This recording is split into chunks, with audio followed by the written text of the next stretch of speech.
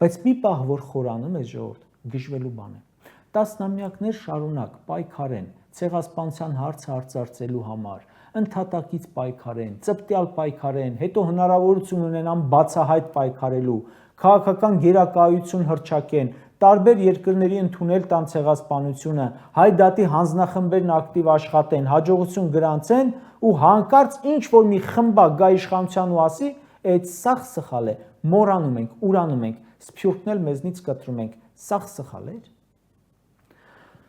Ոչ մի բանն էլ սխալ չէր։ Սխալը դուք եք։ Դուք մի հատ մեծ բիծ եք մեր ժողովրդի պատմության վրա։ Այն որ մաշկի վրա տիզ է կանգնում, պոկում ես, բայց հետք է թողնում, լաքա, դուք այդ լաքան եք։ Այդ տիզի նման դուք էլ մաշկից կպոկվեք, բայց ամեն ինչ արել եք, որ լաքան մնա։ Դուք ոչ միայն իրավունք չունեք, չեք էլ կարող որոշել մեր օրակարգում ինչը կա, ինչը չկա։